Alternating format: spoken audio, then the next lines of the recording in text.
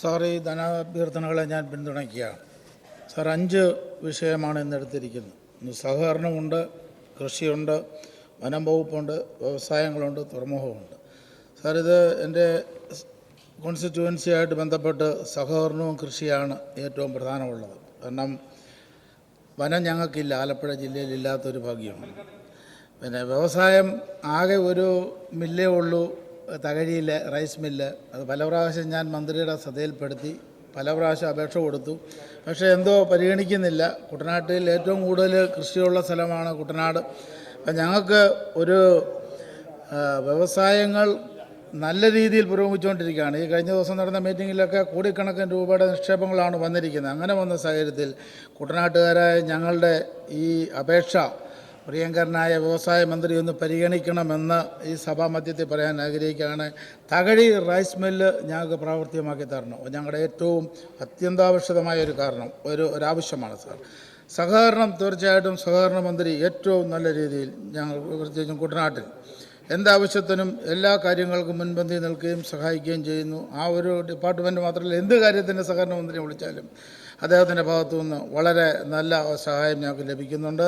അതുകൊണ്ട് തീർച്ചയായിട്ടും അദ്ദേഹത്തോട് പറയാനുള്ള, കഴിഞ്ഞ പ്രാവശ്യം ഞാൻ പറഞ്ഞിരുന്നു, പല ലോണുകൾ എടുത്തിട്ട് ജപ്തിയുടെ വിഷയം നേടുന്നു. ആ വിഷയം ഞാനിവിടെ ഈ നിയമസഭയിൽ ഉന്നയിച്ചപ്പോൾ സഹകരണ മന്ത്രിക്ക് മറുപടിയുമായിട്ട് എഴുന്നേറ്റ് നിന്ന് പ്രിയങ്കരനായ മുഖ്യമന്ത്രിയാണ്. അന്ന് അദ്ദേഹം ഈ സഭയുടെ മുൻപാകെ ഒരു വാക്ക് തന്നിരുന്നു, ഒരു കാരണവശാലും ഒരു വീടും ജപ്തി ചെയ്യില്ല, ഒരു വ്യക്തിയെയും ഭവനത്തിൽ നിന്ന് ഇറക്കി വിടുകയില്ല, അതിനുചിതമായ തീരുമാനം എടുക്കും എന്ന് പറഞ്ഞിരുന്നു. അത് പ്രാവർത്തികമാക്കണം. അതിന് ജിയോ ഉണ്ടെങ്കിൽ ജിയോ ഞങ്ങൾക്ക് തരാനായിട്ടുള്ളൊരു മനസ്സലിവ് കാട്ടണം എന്ന് പ്രത്യേകമായിട്ട് ഈ സമയം അഭ്യർത്ഥിക്കുകയാണ്. മറ്റ് സഹകരണ വകുപ്പെന്ന് പറയുന്നത് നമുക്കറിയാം, പ്രത്യേകിച്ചും പാവപ്പെട്ടവരുടേതായ ഒരാശാ സങ്കേതമാണ്. അവർ നിലനിൽക്കുന്നത് തന്നെ സഹകരണ വകുപ്പ് കൊണ്ടാണ്. സഹകരണ ബാങ്കാണ് അവരുടെ ആശ്രയം, കേരള ബാങ്കാണ് അവരുടെ ബലം. അങ്ങനെയുള്ള സ്ഥലത്തിൽ കൂടുതൽ അത് മെച്ചപ്പെടുത്തിക്കൊണ്ട് മുന്നോട്ട് പോകാൻ എല്ലാ വിധത്തിലുള്ള സഹായങ്ങൾ ഞങ്ങളുടെ ഭാഗത്തുണ്ടാകുമെന്ന് പറഞ്ഞുകൊണ്ട് ഞാൻ അദ്ദേഹത്തിന് പൂർണ്ണ പിന്തുണ കൊടുക്കുകയാണ്. കൃഷിയെ സംബന്ധിച്ച് ഏറ്റവും അധികം കൃഷിയുള്ള സ്ഥലം കുട്ടനാട് തന്നെയാണ്. ഏറ്റവും അധികം പ്രതിസന്ധി ഉള്ളതും കുട്ടനാട്ടിലാണ്. വളരെ നല്ല ഒരു മിനിസ്റ്ററാണ് നമുക്കുള്ളത്, പ്രിയങ്കരനായ പി പ്രസാദ്. എന്താവശ്യത്തിന് വിളിച്ചാലും വരികയും ആവശ്യമായ എല്ലാ സഹായ ഹസ്തങ്ങൾ നീട്ടുകയും ചെയ്യുന്നുണ്ട്. വളരെ നല്ല രീതിയിൽ കൃഷിയെ പുരോഗമിപ്പിക്കുന്നു. കുട്ടനാട്ടിൽ നേരത്തെ ഉള്ളതിനേക്കാൾ കൂടുതൽ സ്ഥലങ്ങൾ കൃഷിക്ക് ഇപ്പം പ്രയോജനപ്പെടുത്തുവാൻ സാധിച്ചിട്ടുണ്ട്.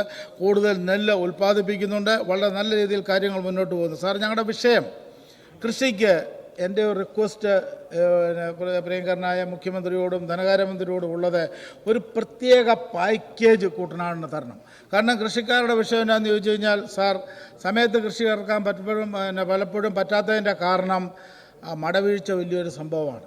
മട വീഴുന്നത് എന്താണെന്ന് ചോദിച്ചു കഴിഞ്ഞാൽ, വേലിയേറ്റവും വലിയിറക്കം വരുമ്പോൾ മടവീഴ്ച ഉണ്ടാകും. സാർ, ബണ്ടുകൾ ബലപ്പെട്ടിട്ടില്ല, അതാണ് ഞങ്ങളുടെ ഏറ്റവും. അപ്പം എല്ലാ പാടശേഖരങ്ങളുടെയും ചുറ്റും കല്ല് കെട്ടി അതിൻ്റെ സൈഡിൽ കൂടെ നല്ല രീതിയിലുള്ള റോഡുകൾ കൊണ്ടുവന്ന് അതിൻ്റെ നടുക്കൂടെ ട്രാക്ടർ റോഡുകൾ വന്നെങ്കിൽ മാത്രമേ കൃഷി സ്ഥലങ്ങൾ ബലപ്പെടത്തുള്ളൂ. അതിനാവശ്യമായിട്ടുള്ള ഒരു സഹകരണം അങ്ങയുടെ ഭാഗത്തുനിന്ന് ഉണ്ടാകണം. കാരണം പണ്ടത്തെ പോലെ ഇപ്പം കൃഷിക്ക് ആൾക്കാരെ കിട്ടുന്നില്ല സാർ, ജോലി ചെയ്യാൻ ആൾക്കാരെ കിട്ടുന്നില്ല. അത് അങ്ങേക്കും അറിയാം. ഒരുപാട് പ്രതിസന്ധിയിൽ കൂടാൻ കടന്നു. ഇങ്ങനെയുള്ള സാഹചര്യങ്ങളിൽ യന്ത്ര സാമഗ്രികളുടെ സഹായത്തോട് മാത്രമേ കാര്യങ്ങൾ നടക്കത്തുള്ളൂ. കാരണം കുട്ടനാട് പോലുള്ള പ്രദേശം ഏറ്റവും കൂടുതൽ നിലമുള്ള സ്ഥലമായതുകൊണ്ട് മറ്റ് യാത്രാ സൗകര്യം വളരെ കുറവാണ്. അങ്ങനെ വന്നു കഴിയുമ്പോൾ അങ്ങനെയുള്ള സ്ഥലങ്ങളിൽ വണ്ടിയും ട്രാക്ടറും അതുപോലെ കൊയ്ത്ത് മെഷീനും ഒക്കെ വരണമെന്നുണ്ടെങ്കിൽ അതിന് സംവിധാനം അത്യാവശ്യമാണ്. അതുകൊണ്ട് അങ്ങയുടെ ഭാഗത്തു നിന്ന് അതിനാവശ്യമായ ഒരു കാര്യമുണ്ടാകണം എന്ന് ഞാൻ പ്രത്യേകമായിട്ട് ഓർപ്പിക്കുകയാണ്. എനിക്ക് കഴിഞ്ഞ ദിവസം ശ്രദ്ധ വന്ന ഒരു കാര്യം കുട്ടനാടുമായി ബന്ധപ്പെട്ടാണ്. കുട്ടനാടിലെ നെൽകർഷകരുടെ നെല്ലെടുക്കാതെ മില്ലിൻ്റെ ഏജന്റുമാർ വന്ന് 100 കിലോ നെല്ലിന് 5 കിലോയും 10 കിലോയും കുറച്ച് എടുക്കുന്നു എന്നൊരു സംഭവം ശ്രദ്ധ വന്നിരുന്നു. അങ്ങയുടെ ശ്രദ്ധപ്പെടുത്തി, അത് സർക്കാരിനെ ശ്രദ്ധപ്പെടുത്തേണ്ടതെന്ന് ചോദിക്കാൻ വേണ്ടി.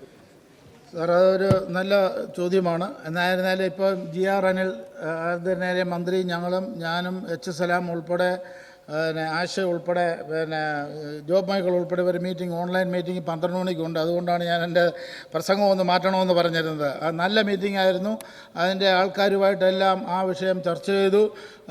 ഏജൻറ്റുമാരെ ഒഴിവാക്കണം എന്നുള്ളത് വളരെ അത്യാവശ്യമായിട്ടുള്ള കാര്യമാണ്. ഏജൻറ്റുമാരെ വെച്ച് മുന്നോട്ട് പോകത്തില്ല.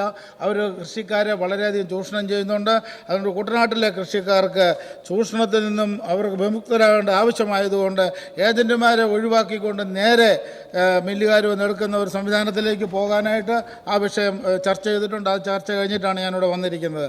സാർ, അത് കൃഷിയെക്കുറിച്ച് ഞാനിപ്പം പറഞ്ഞുകൊണ്ടിരിക്കുന്നത്. അപ്പം കൃഷിയുടെ മെയിനായിട്ടുള്ള ഒരു വിഷയം ഞങ്ങളുടെ ഭാഗത്ത് സാർ ആവശ്യമായിട്ടുള്ള എല്ലാ സഹകരണവും കിട്ടണം. കാരണം കൃഷിക്കാരെന്ന് പറയുന്നത് പ്രത്യേകിച്ചും കുട്ടനാട്ടിൽ 99% പാവപ്പെട്ടവരായ കൃഷിക്കാരാണ് സാർ. അപ്പോൾ അവർക്ക് 2 ഏക്കറും 1 ഏക്കറും 3 ഏക്കറും ഒക്കെ കൃഷിയുള്ളവരാണ്. അവരതുകൊണ്ട് ഉപജീവനം കഴിക്കുന്നവരാണ്. അപ്പം ഒരു മഴ വീണ് പോയി കഴിഞ്ഞാൽ അവരുടെ കെട്ടിതാല് വരെ പണയം വെച്ചിട്ടാണ് കൃഷി ഇറക്കുന്നത്. ഇങ്ങനെയുള്ള സാഹചര്യത്തിൽ ഒരു പാക്കേജ് ഞങ്ങൾക്ക് ഏറ്റവും അത്യന്താപേക്ഷിതമാണ്. കുട്ടനാട്ടിലെ കർഷകരെ സംരക്ഷിക്കാൻ ഒരു പ്രത്യേക പാക്കേജ് അനുവദിച്ചുകൊണ്ട് മുന്നോട്ട് പോയെങ്കിൽ മാത്രമേ സാധിക്കത്തുള്ളൂ.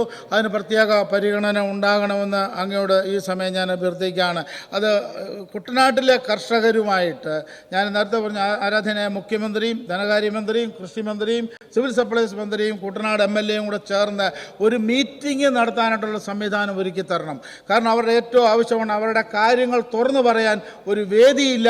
അങ്ങനെ വേദി ഈ ഗവൺമെൻറ് ഭാഗത്തുനിന്ന് ഉണ്ടാകണം. അത് കൃഷിമന്ത്രി ആ വിഷയം ഏറ്റെടുത്ത് അതിനാവശ്യമായിട്ടുള്ള എല്ലാ സഹകരണങ്ങളും ചെയ്തു തരണമെന്ന് ഈ സമയം അഭ്യർത്ഥിക്കുകയാണ്. കാരണം അവരുടെ കാര്യങ്ങൾ പറയുമ്പോൾ അതിൻ്റെ പരിഹാരം ഉണ്ടാകും. ഞാനീ പറഞ്ഞതുപോലെ ഒരുപാട് കർമ്മ പദ്ധതികളാണ്. പ്രത്യേകിച്ചും പച്ചക്കറി കൃഷി ഏറ്റവും അധികമുള്ള സ്ഥലം ഇപ്പം കുട്ടനാടാണ്. വളരെ നല്ല രീതിയിൽ അത് ചെയ്തു വരുന്നുണ്ട്. ഒരുപാട് പ്രയോജനകരവുമാണ്. അതിനെ ഒന്ന് വിപുലപ്പെടുത്തുവാൻ അവരുടെ കരങ്ങൾക്ക് ശക്തി കൊടുക്കാൻ ആവശ്യമായിട്ടുള്ള ഒരു സഹായഹസ്തം സാർ എന്താവശ്യമുണ്ടെങ്കിലും വേണ്ട സാമ്പത്തിക സഹായമാണ്. സാമ്പത്തികമില്ലെങ്കിൽ ഒന്നും നടക്കത്തില്ല. അതുകൊണ്ട് ആവശ്യമായിട്ടുള്ള ഒരു സഹകരണം ഗവൺമെൻറ്റിൻ്റെ ഭാഗത്തുനിന്ന് ഉണ്ടാകണം എന്ന് ഞാൻ ഈ സമയത്ത് പറയുവാൻ ആഗ്രഹിക്കുകയാണ്. സാർ, ഞാനീ പറഞ്ഞാണ് സാർ, 1 മിനിറ്റ് കൂടെ തരണം എനിക്ക്. ഞാനീ പറഞ്ഞ മെയിനായിട്ടുള്ള വിഷയം കർഷകരും കർഷക തൊഴിലാളികൾക്കും ലഭിക്കേണ്ട മുഴുവൻ ആനുകൂല്യങ്ങളും സമയബന്ധിതമായി നൽകുന്നതിനുള്ള നടപടി ഉണ്ടാകണം സാർ.